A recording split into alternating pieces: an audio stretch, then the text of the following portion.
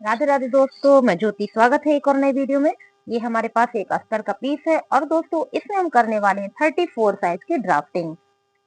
तो इस तरह से हमने कपड़े को सेट किया है। बॉर्डर वाला हिस्सा हमने नीचे की ओर रखा है और खुला हुआ हिस्सा हमने साइड में रखा है। और दोस्तों ध्यान दीजिएगा, 34 का चौथाई हिस्सा होता है 8.5 और एक मेजरमेंट आप हमेशा याद रखिए, आप 2.25 इंच फ्रंट पार्ट में बढ़ा दीजिए, आपकी सारी लूजिंग और मार्जिन निकल आएंगे। तो कैसे? सबसे पहले देखिए 8.5 हमने ये रखा है और उसके बाद हमें 2.25 और बढ़ाना है। ये देखिए दोस्तों, इतने कपड़े में आपके सभी प्रकार के लूजिंग और मार्जिन निकल आएंगे। बस हमेशा याद रखिएगा, कोई भी आपकी नाप हो उसके चौथाई हिस्से में आप 2.25 इंच बढ़ा दीजिए फ्रंट पार्ट में, बैक में सिर्फ 1.5 इंच बढ़ाएंगे। ठीक है, तो चलिए दोस्तों हम 34 की ड्राफ्टिंग स्टार्ट करते हैं। तो सबसे पहले हम लंबाई का मार्जिन करते हैं। 14 इंच का बन के तैयार होना है, तो हम यहाँ पे 16 इंच का कपड़ा ले रहे हैं। 2 इंच हमें लंबाई में मार्जिन देना है और 2.25 इंच हमें चौड़ाई में देना है, तो हमारे सारे मार्जिन निकल आते हैं। अब यहाँ पर हम आधा इंच दोस्तों निशान लगाते हैं आई हुक के लिए, क्योंकि हम फ्रंट से ओपन करने वाले हैं। तो हमने यहाँ पर आधा इंच आई हुक का मार्जिन ऐड किया है और 2.25 हम दोस्तों गले की चौड़ाई रख रहे हैं और 3 इंच हम यहाँ पर शोल्डर रख रहे हैं, यानी कि 5.25 और आधा इंच ये है। तो इसका मतलब दोस्तों पूरी चौड़ाई हमारी 5.25 इंच की हो रही है। तो ध्यान दीजिएगा, 34 में आप यहाँ पर 5.25 इंच रख लेंगे, आपके सारे मार्जिन शोल्डर और गले के निकल आएंगे। अब हम यहाँ पर आधा इंच का शोल्डर डाउन करेंगे इस प्रकार से। अब बनाएंगे हम आर्म होल। आर्म होल की लंबाई हम रखने वाले हैं 5.25 इंच दोस्तों और बैक पार्ट की रखेंगे 6.25 इंच, आधा इंच ज्यादा रखेंगे बैक पार्ट की। 6.25 इंच हमने यहाँ पर आर्म होल की लंबाई रख दी है। अब हम यहाँ पर देंगे गहराई, 1.25 इंच हम यहाँ पर गहराई दे रहे हैं दोस्तों और 3 इंच हम यहाँ पर ऐसे मार्क कर रहे हैं और 3 इंच हम यहाँ पर इस तरह से मार्क कर रहे हैं। और हम यहाँ पर दोस्तों ठीक ऐसे राउंड शेप करते हुए आर्म होल को कंप्लीट कर रहे हैं।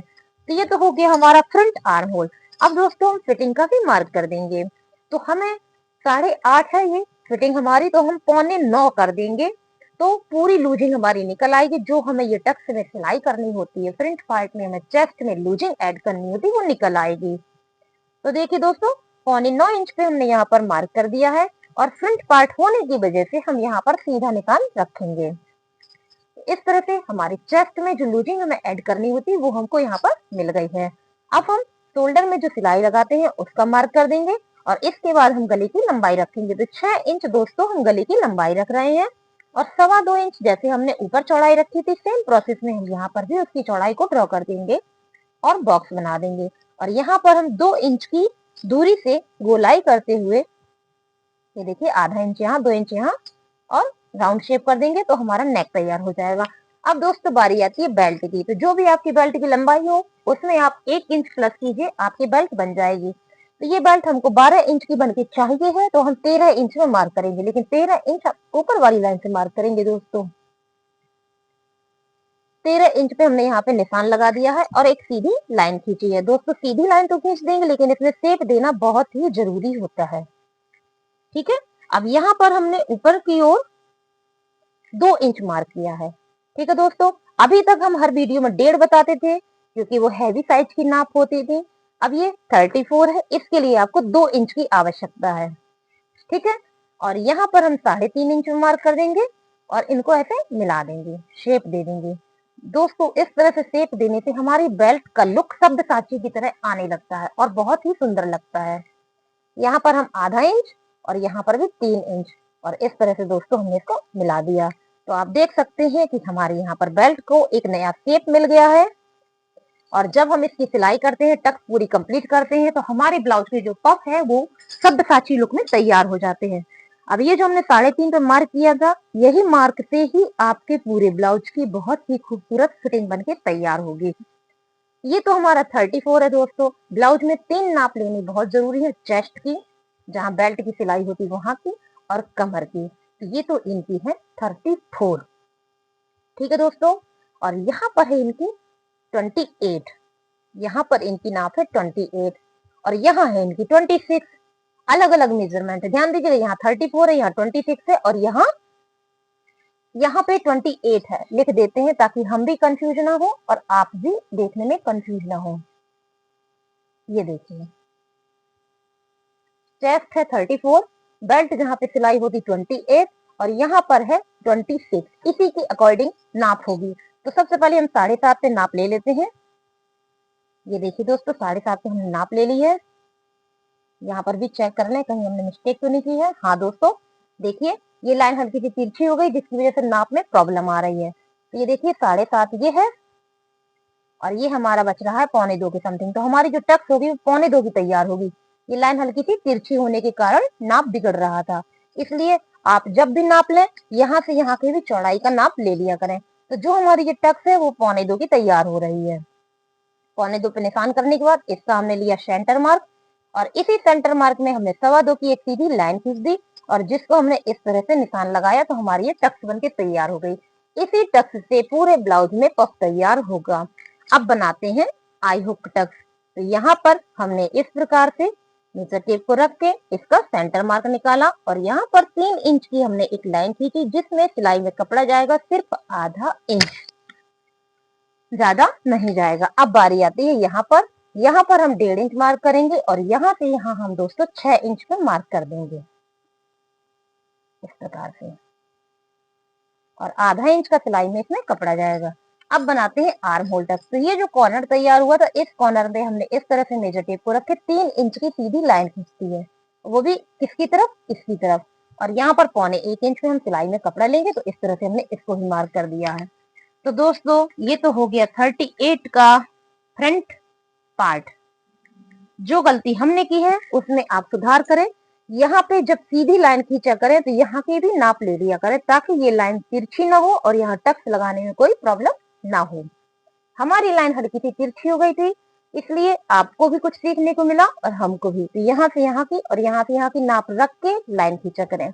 अब चलिए दोस्तों बैक पार्ट को बनाते हैं। बैक पार्ट में हमें आई हुक टक्स नहीं लगानी, सॉरी आई हुक का मार्जिन नहीं देना है। तो हम यहाँ पर आधा इंच पहले से ही कम कर देंगे। ये देखिए हमने आधा इंच कम कर दिया है और 2.25 हमने गले का मार्क कर लिया है। आधा इंच हमने शोल्डर डाउन कर दिया है। ठीक है, आधा इंच शोल्डर डाउन करने से हमारा गला उतरता नहीं है। और 8.5 हमने यहाँ पर फिटिंग दी है दोस्तों। और जैसा कि अभी आपको बताया था इनकी कमर है 26 यानी कि 6.5। ठीक है दोस्तों, 26 है, 6.5 हो गई इनकी कमर। और यहाँ पर 1 इंच हमने टक्स के लिए और दिया है जो हमें बैक टक में देना होता है और उसके बाद हमने यहाँ पर लाइन कर दी है और 1.5 इंच का हमने यहाँ पर मार्जिन ऐड कर दिया है।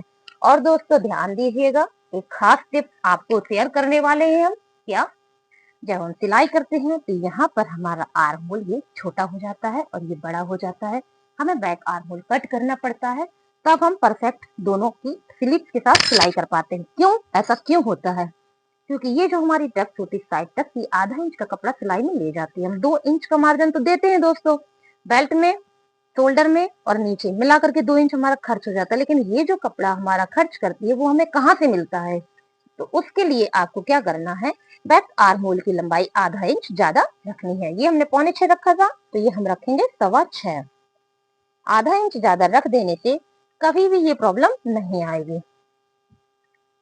और इस प्रकार से आप बॉक्स बना लेंगे।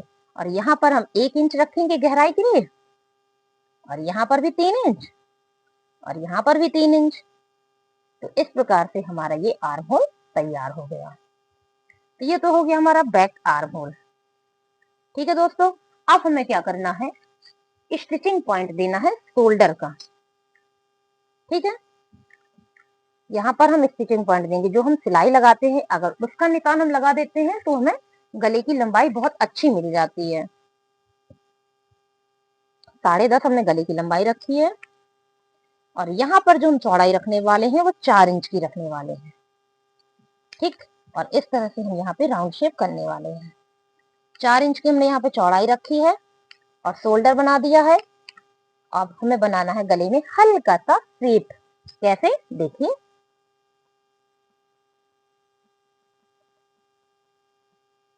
बस इतना सा।